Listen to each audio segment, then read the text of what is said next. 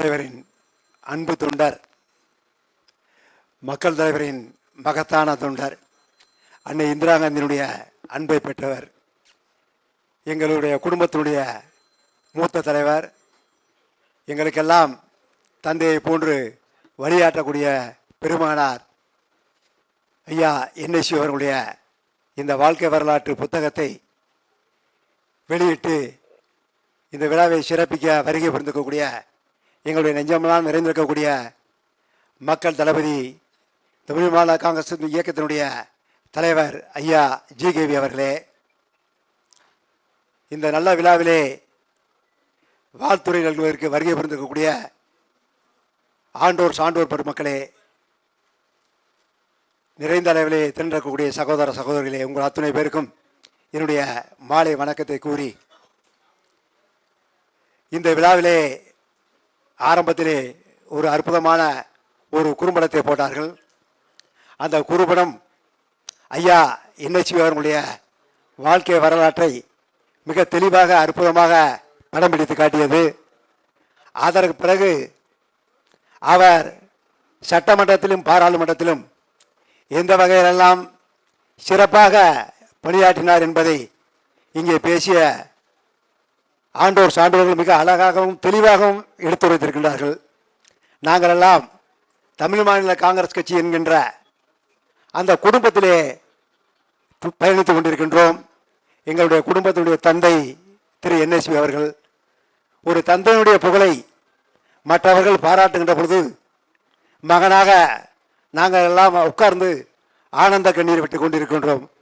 எப்படிப்பட்ட புகழுக்கு சொந்தக்காரராக தங்களுடைய தந்தையார் இருந்து கொண்டிருக்கார் என்பதை நினைக்கின்ற பொழுது அவருடைய புகழையும் பெருமையும் தொடர்ந்து தக்க வைப்பதற்கு மகனாக நாங்கள் எல்லாம் கடமைப்பட்டிருக்கின்றோம் என்பதை ஞாபகத்திலே வைத்து அவருடைய வாழ்க்கை வரலாறு என்றென்றும் மறையாத ஒரு புத்தகமாக இன்றைக்கு வெளிவந்து கொண்டிருக்கின்றது. எதிர்காலத்திலே அரசியலிலும் சரி பொது வாழ்க்கையிலும் சரி வர வேண்டும் என்கிற விரும்புபவர்கள் இந்த புத்தகத்தை படித்து அவர் வழியிலே தொடர்ந்து பயணிக்க வேண்டும். எப்படி ஒரு ஒழுக்கமானவராக சத்தியசீலராக இங்கே முன்னால் பேசியவர்கள்லாம் சொன்னாங்க, அழகாக சொன்னாங்க. அவர் 3 முறை சட்டமன்ற உறுப்பினராக 3 முறை பாராளுமன்ற உறுப்பினராக தொடர்ந்து எப்படி 7000 கேள்விகளை கேட்டு அன்றைக்கே 67 சட்டமன்றத்தில் ஜெயித்து அன்றைக்கே 7000 கேள்விகள் ஒரு இளம் வயதிலே வென்று வெள்ளி பதக்கத்தை அன்றைய முதல்வர்கள் அதிக கேள்விகள் கேட்ட உறுப்பினர் என்ற முறையிலே சபாநாயகர் இடத்திலும் அன்றைய முதல்வர்களிடத்திலும் ஒரு பதக்கத்தை பெற்ற ஒரு மாபெரும் மனிதர். நாங்கள் சொல்லணுன்ற அவசியமே இல்லை. நீங்கள்லாம் சொல்லும்போது நாங்கள் அவரோ தொடர்ந்து பயணித்திட்டு இருக்கோம். தொடர்ந்து டெல்லியில் நாங்கள் அவரை பல முறை பார்த்துருக்கோம், சென்னையில் பார்த்துருக்கோம், சட்டமன்றத்தில் பார்த்துருக்கோம். சட்டமன்றத்தில் நீங்கள் சட்டமன்றத்திலையும் சரி பாராளுமன்றத்திலும் சரி அண்ணன் ஜெயபிரகாஷ் அண்ணன் சொன்னார், கேள்வி கேட்டு முடிஞ்ச உடனே மேட்டியில் இப்படி கையை துடைச்சிட்டு போயிடுவாங்க, எங்கேயும் போக மாட்டார். அங்கே இருக்கின்ற நூலகத்திற்கு சென்று, பாராளுமன்ற நூலகமானாலும் சரி சட்டமன்றத்தில் இருக்க நூலகமானாலும் சரி நூலகத்திற்கு சென்று அங்கே தனக்கு முன்னால் பேசிய அற்புதமான உறுப்பினர்களுடைய உரைகளை தொகுத்தெடுத்து அந்தந்த உறுப்பினர்கள் எந்த வகையிலே தங்களுடைய மாநிலத்திற்கும் மாவட்டத்திற்கும் சிறப்பாக பணியாற்றுகிறார்கள் என்பதை அறிந்து புரிந்து கொண்டு ஆணித்தரமாக கேள்விகளை கேட்டவர். சட்டமன்றமே வியக்கின்ற அளவிற்கு வழக்காடக்கூடிய ஒரு திறமையை பெற்றவர். அப்படிப்பட்ட மனிதனுடைய வாழ்க்கை வரலாறு நிச்சயமாக மதுரையில் நடந்திருக்க வேண்டும். இவனோ தெரியவில்லை. சக்தி மசாலா குழுமத்துடைய நிறுவனரும் அவருடைய துணைவியாரும் இங்கே ஈரோட்டிலேயே எங்களை எல்லாம் அழைத்து நடத்தி கொண்டிருப்பது எங்களை மகிழ்ச்சிப்படுத்தினாலும் நாங்கள் அவரிடத்தில் எங்களுடைய வருத்தத்தையும் தெரிவித்துக் கொள்கிறோம். இந்த விழா நிச்சயமாக மதுரையில் நிறைவேற்றிருக்க வேண்டிய விழா. நாங்கள் இதை சிறப்பாக எடுத்திருக்க வேண்டும். ஏனோ தவறு செய்து விட்டோம், அது எங்கே விட்டோம் என்று எங்களுக்கே தெரியவில்லை. அப்படி ஒரு அற்புதமான மனிதருக்கு தமிழகத்தில் எங்கே வேணால் நடத்த அவருக்கு விழா. ஆனாலும் அவருடைய அந்த பிறந்த மண் அண்ணன் பேராசிரியர் சீனிவாசன் கூறியது போன்று திருமங்கலமும் மதுரையும் வேறு வேறு அல்ல. கிட்டத்தட்ட ஒரு 10 கிலோமீட்டர் 12 கிலோமீட்டரில் இருக்கக்கூடிய அந்த ஊரில் அவர் பிறந்து ஒரு சாதாரண குடும்பத்தில் பிறந்து அவருடைய தந்தையார் வீரபத்திர தேவர் அன்றைக்கே 1940 ஜில்லா கமிட்டியில் பல்வேறு பொறுப்புகளை வைத்தவர்.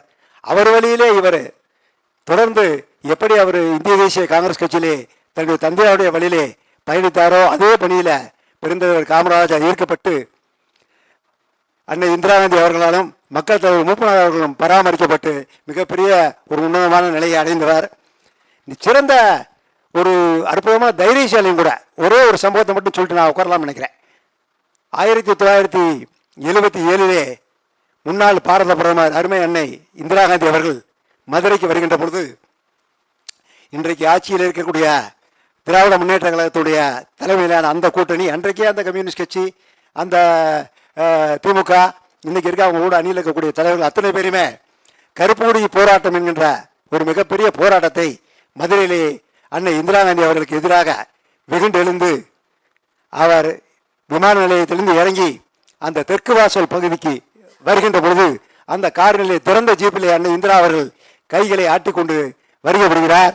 அந்த திறந்த ஜீப்பிலே ஒரு பக்கம் அன்றைக்கு மதுரையிலே மிகப்பெரிய அரசியல் செய்து கொண்ட மாவீரன் நெடுமாறனும், மறுபக்கம் அருமை அண்ணன் NSV அவர்களும், இரண்டு பக்கம் இவர்கள் நிற்க நடுவில் அன்னை இந்திரா அவர்கள் கையில் அசைத்து கொண்டு வருகின்றார்.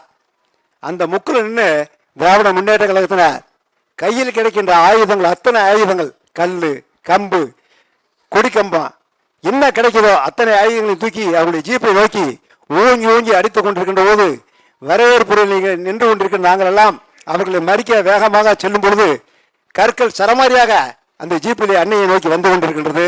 ஆனால் அன்னையை காப்பாற்றுகின்ற ஒரு ஆர்வத்தோடு அண்ணன் சித்தன் அவர்கள் அன்னைக்கு முன்னாடி வந்து நின்று கைகளாலும் தன்னுடைய தலையாலும் அந்த கற்களை மறித்து கீழே தள்ளி தன்னுடைய தலையிலே கல்லறி ரெண்டு பக்கமும் நல்ல பொட்டு, தலைக்கு மேலே பொட்டு, ரெண்டு பக்கம் டம்மு டம்முன்னு ஒரு 8 கல் அந்த இடத்துல கல்லடி வாங்கி கிட்டத்தட்ட சித்தம் இறந்தாரு குளோசரா அப்படி சொல்லி ரோட்டில் போகிறவங்களாம் சவுண்டை கொடுத்துட்டு போகிறான்.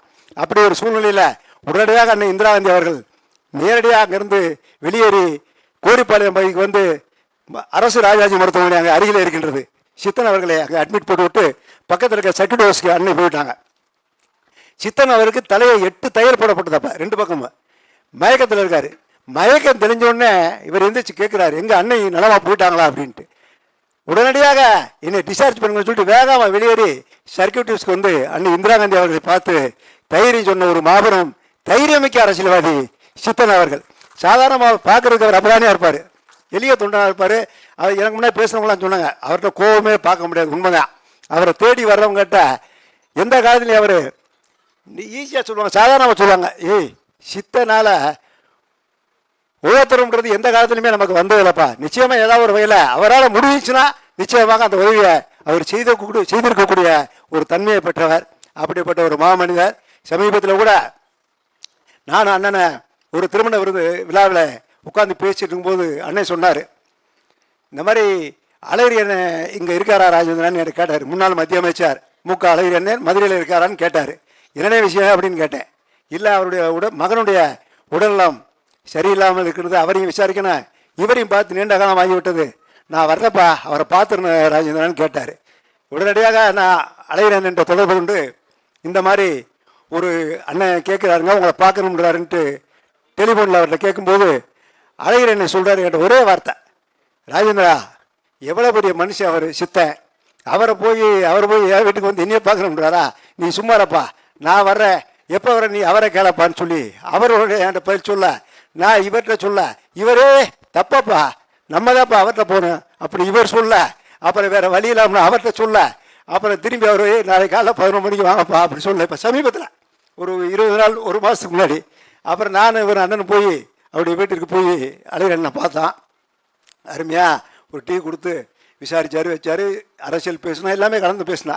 இப்படி ஒரு மாற்று கருத்தில் இருந்தாலும் மாற்று கட்சியில் இருந்தாலும் கூட சித்தண்ண மேலே எல்லோருமே ஒரு அன்பு செலுத்தக்கூடிய ஒரு அற்புதமான புகழுக்கு சொந்தக்காரர் தான் அண்ணன் சித்தன் அவர்கள். ஆகையினால அவர் இன்னைக்கு இந்த புத்தகத்தில் கூறியிருக்கிற போல பல்லாண்டு காலம் வாழ்ந்து இன்னும் எங்களுடைய இயக்கத்திற்கு ஒரு வழிகாட்டியாக உண்மையமாக இருக்க வேண்டும் என்று நல்ல நேரத்தில் வாழ்த்தி விடைபெறுகின்றேன். நன்றி, வணக்கம். அடுத்து முன்னாள் பாராளுமன்ற உறுப்பினர் திரு உதயகுமார் அவர்கள்.